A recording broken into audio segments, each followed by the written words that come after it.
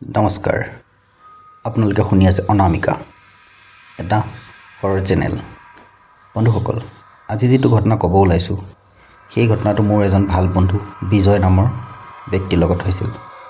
তেখেত আজিৰ তাৰিখত CRPFত চাকৰি কৰে, কিন্তু চাকৰি যেতিয়া তেখেতে বিচাৰি আছিল, সেইখিনি সময়ত বহুত ধৰণৰ ঘাট প্ৰতিঘাত পাৰ কৰি চাকৰি বিচাৰিছিল। আৰু আজিৰ পৰা প্ৰায় 20-22 বছৰ আগৰ 2005 চনৰ মানে ঘটনা হয়। 2005 চনৰ মানে ঘটনা হয়। তেতিয়া আমাৰ অসমখন ইমান এটা ডেভেলপ হোৱা নাছিল। দৌৰিবৰ কাৰণে যিবিলাক ফিল্ড আছিল, গ্ৰাউণ্ড আছিল, সেই গ্ৰাউণ্ডবিলাকত বোকা পানী বাৰিষা দিনত এনি টাইম ভৰি থাকিছিল। তো আজি এই ঘটনাটো বিজয় মোৰ মুখে শুনক, বিজয় আন্দাজত। মোৰ নাম বিজয়। তেতিয়া প্ৰায় 2004 বা 2005 চন হ'ব। মই চাকৰিৰ কাৰণে ৰেডি হৈ আছিলোঁ আৰু মোৰ আৰ্মিত প্ৰায় বয়সবিলাক গৈছিল। আৰ্মিত যেতিয়া বয়সবোৰ গুচি গৈছে, মই ভাবিছোঁ এইবাৰ যেনেকৈ নহওক চাকৰি ল'ব লাগিব। জুন জুলাই মাহ আছিল, বৰষুণ, আপোনাৰ ফিল্ডত পানীয়ে পানী, দৌৰিব নোৱাৰি। আমি কি সিদ্ধান্ত ল'লোঁ, আমি ৰাস্তাত দৌৰিম। তেতিয়া নগাঁও আৰু মৰিগাঁও চিধা ৰোড, যিটো চিধা মৰিগাঁও ৰোড হয়, সেই ৰোডটো ভাল ৰোড আছিল। বাকী গাঁৱৰ ৰাস্তাবিলাক কেঁচা আছিল যদি সেইটো ৰাস্তা পাকা আছিল। তো আমি সিদ্ধান্ত ল'লোঁ, আমি চব ল'ৰাই সেই ৰাস্তাটোতে দৌৰিম। আৰু তেনেকৈ মই মোৰ লগৰকেইটাৰ সৈতে প্ৰায় আমি সেই ৰাস্তাটোত ৰাতিপুৱা দুকমকৈ উঠি আমি দৌৰিব যাওঁ। শুনিবলৈ ক'বলৈ বেয়া, সেইখিনি সময়ত আপোনাৰ মানুহবিলাকৰ হাতত ঘড়ী বা ৱাল ঘড়ী খুব কম আছিল। তেনেকৈ আমাৰ ৱাল ঘড়ীটো বেয়া হৈ আছিলে। ৱাল ঘড়ীটো যেতিয়া বেয়া হৈ আছিলে, এদিন ৰাতিপুৱা মই ভাবিছোঁ সেইদিনাখন 4:30 বা 4টা বাজিছে। মই উঠি মুখ হাত ধুই ওলাই গ'লোঁ। ৰাস্তাত ৰখি আছোঁ, মোৰ লগৰকেইটা অহা নাই। মই ৰখি আছোঁ, বহুত টাইম ৰখি থাকি ভাবিলোঁ নাই, কোনো অহা নাই। কি কৰোঁ, দৌৰোঁ নে নদৌৰোঁ? ভাবিলোঁ নদৌৰিলেও নহ'ব, দৌৰিবই লাগিব, কাৰণ ইণ্টাৰভিউ আগত আহি আছে। বেছিকৈ ৰেষ্ট লৈ ল'লে বা ক্ষতি কৰিলে পিছত আমাৰ ৰানিংটো বেয়া হৈ যাব। বাকী বেলেগ আহক নাহক, মই দৌৰিবই লাগিব। আৰু একদম সেইদিনাখন হালকা বৰষুণ পৰি আছিল, ঝিম বৰষুণ পৰি আছিল। মই ৰানিং কৰিবৰ কাৰণে ৰেডি হ'লোঁ, অলপমান ৱাৰ্ম আপ কৰিলোঁ। ৱাৰ্ম আপ কৰি ৰাস্তাটো চালোঁ, খালী ৰাস্তা, আধা আন্ধাৰ আধা পোহৰ সেনেকুৱা হৈ আছিলে। জোনাকৰ দিন হয়। কিন্তু সেইদিনাখন মোৰ লগত যিটো ঘটনা হ'বলৈ আছিলে, সেই ঘটনাটো আপোনালোকে আগে গম পাব। মই দৌৰি আছোঁ বা মোক কোনোবাই নজৰ দি আছিল। মই দৌৰিব ওলাইছোঁ, মোক নজৰ দি আছিল। বহুত দিনৰ পৰা কিজানি নজৰ দি আছিল। মই ষ্টাৰ্ট কৰিলোঁ ৰানিং ষ্টাৰ্ট কৰি 12 বজীয়া তিনিআলিপে ৰানিং দৌৰি লাহে ষ্টাৰ্ট কৰি আপোনাৰ প্ৰায় আধা কিলোমিটাৰমান গৈছোঁ। আধা কিলোমিটাৰমান দৌৰি যাওঁতে অলপমান ৰাস্তা নিচান জেগা এটুকুৰ আছিল। সেই জেগাটুকুৰত মোৰ এনেকুৱা লাগিছে কোনোবা এটাই মোক চাই আছে বা কোনোবা মোৰ লগে দৌৰি আছে। মই পিছলৈ ঘূৰি চাওঁ, কাকো দেখা নাপাওঁ। আৰু যেতিয়া আকৌ দৌৰোঁ, আকৌ লাগে কি মোৰ পিছে লগে কোনোবা এটা দৌৰি আছে। মানে মোৰ গাটো অলপমান শিয়ৰি আছে। মই ভাবি আছোঁ, আৰে কোনোবা মোৰ লগত দৌৰি আছে নেকি, মোৰ লগত কোনোবা আছে নেকি। মই দৌৰোঁ, মোৰ ভৰিৰ খোজৰ মাতটো শুনো আৰু লগতে বেলেগৰ ভৰিৰ মাতটো শুনা পাওঁ। মই আচৰিত হৈছোঁ। মই ভাবিছোঁ আৰে কি হয়। তো আপোনালোকক মোৰ বিষয়ে কিছুমান কথা তাৰ আগতে মই কৈ দিব বিচাৰোঁ। মোৰ প্ৰায় বয়স তেতিয়া আপোনাৰ 21-22 বছৰমান বয়স হ'ব আৰু মোৰ হাইট 6 ফুট 2 ইঞ্চিমান হ'ব। আৰু মই ষ্টেট লেভেল কমফু চেম্পিয়ন হয়। তো মই ভয়ভীত মোৰ খুব কম আছিল। মই ভয় নকৰিছিলোঁ, কেতিয়াও ভয় নকৰিছিলোঁ। মই সেনেকুৱাই আছিলোঁ, একদম বিন্দাছ। মই দৌৰি গৈ আছোঁ, হ'লেও ভয়ভীত থাকিলেও লাগিছে যদি অলপমান, কিন্তু মই দৌৰি গৈ আছোঁ। তাৰপিছত যেনেকৈ মোৰ ফেফুনি লাগিছে, যেনেকৈ মোৰ ফেফুনি উঠিছে, মোৰ ফেফুৱাৰ নিচিনাকৈ বেলেগেও মোৰ লগত কোনোবাই ফেফাও লৈছে। মই 100% কনফাৰ্ম হৈ গ'লোঁ মোৰ লগত আজি কিবা এটা বেয়া হ'ব বা কিবা মোৰ লগত বেয়া বস্তু আজি 100% আছে। আপোনালোকে বিশ্বাস কৰক, সেইখিনি সময়ত সেই সময়ছোৱাত আপোনাৰ ৰাতি কোনো ধৰণৰ গাড়ী চলাচল খুব কম হৈছিল, যিটো মানে 37 নেশ্যনেল হাইৱে, সেই হাইৱেটোতহে খালী বাছ ট্ৰাক সেইবিলাক চলিছিল আৰু ছুপাৰ টুপাৰ খুব কমেই আছিল তেতিয়া, খুব কম আছিল ছুপাৰবিলাকত। আজিৰ তাৰিখত যিমান গাড়ী সুবিধা আছিল তেতিয়া সেনেকুৱা নাছিলে। আৰু চিধা মৰিগাঁও যিটো ৰাস্তা, ৰাতি আপোনাৰ প্ৰায় গাড়ী নাথাকেই, তাত ডকাইত হয়, কিবা হয়, মানুহে ভূত প্ৰেত দেখে, সেইকাৰণে গাড়ী নাথাকেই। বাৰু যি কি নহওক, মই দৌৰি গৈ আছোঁ। মই দৌৰি গৈ থাকোঁতে মই কনফাৰ্ম হৈ গ'লোঁ মোৰ লগে লগে কোনোবা দৌৰি আছে। মই ৰৈ দিওঁ, ভাগৰ লগাৰ নিচিনাকৈ ৰৈ দিওঁ, মই ফেফাওঁ। মোৰ লগতো সেই বস্তুটোৱে ফেফনি ল'বলৈ আৰম্ভ কৰি দিয়ে, ফেফাব আৰম্ভ কৰি দিয়ে। মই কনফাৰ্ম হৈ গ'লোঁ যিহেতু মোৰ লগত কোনোবা আছে বুলি। মই প্ৰায় 3 কিলোমিটাৰমান দৌৰি আগত পোৱাৰ পিছত মই একদম 100% পূৰা ফিল হৈ গ'ল কি মোৰ লগত কোনোবা দৌৰি আছে। মই ইপিনে সিপিনে চাওঁ, কাকো দেখা নাপাওঁ।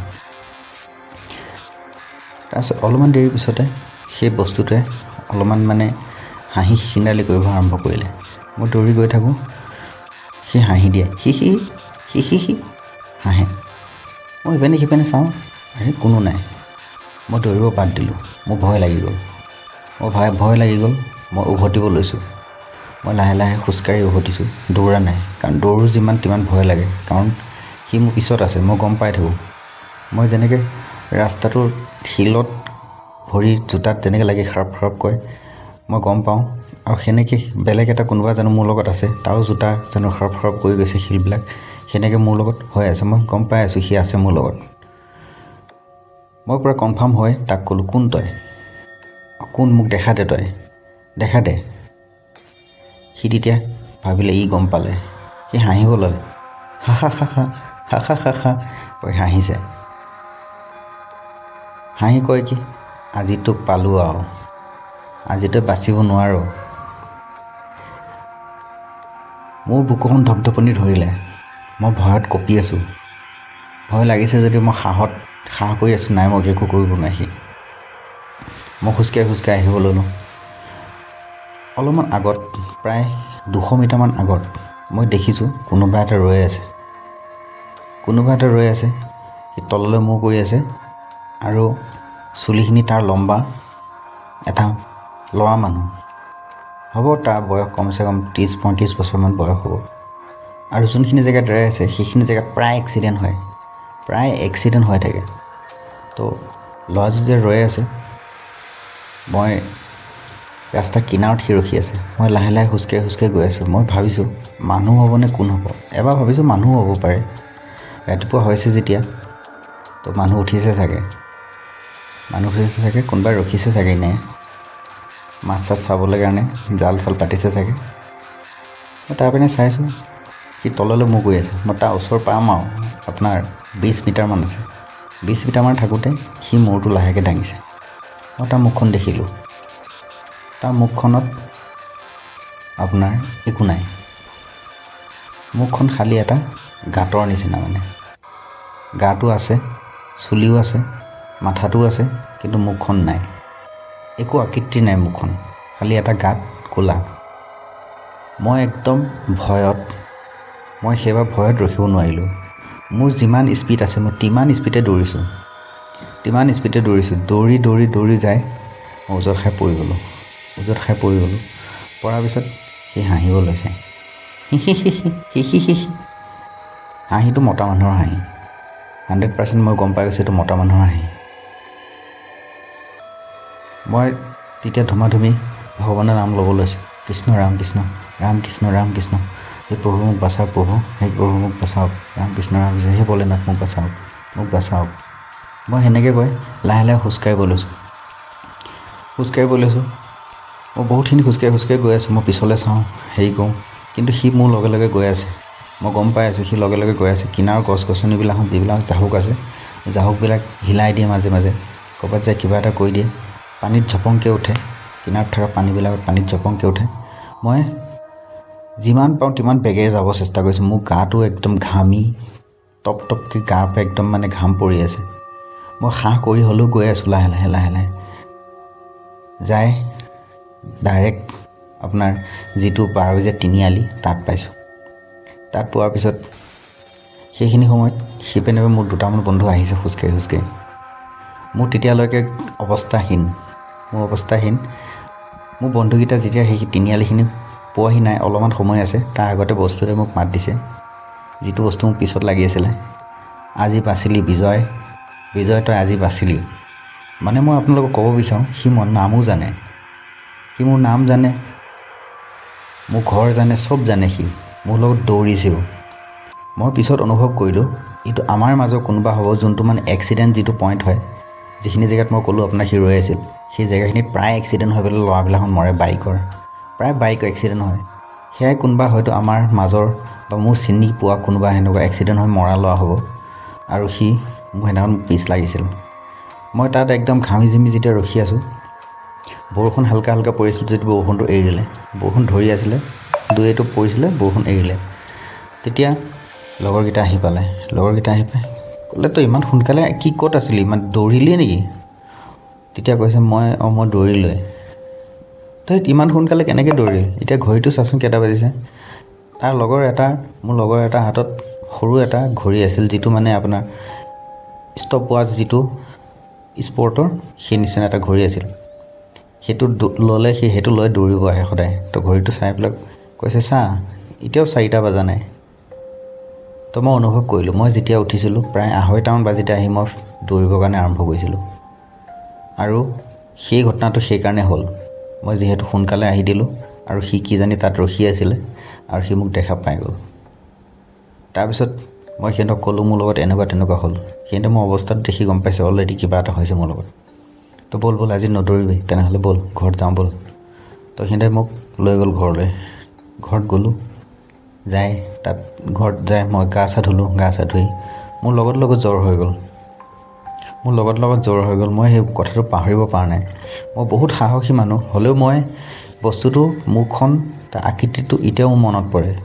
আৰু মই তেতিয়া ভয়ত পিছত যিটো মানে মোৰ জ্বৰ উঠিলে, আপোনাৰ প্ৰায় মোক 20-25 দিন জ্বৰ উঠিছে। ঔষধ টেবলেট খোৱাৰ পিছত কাম অহা নাই।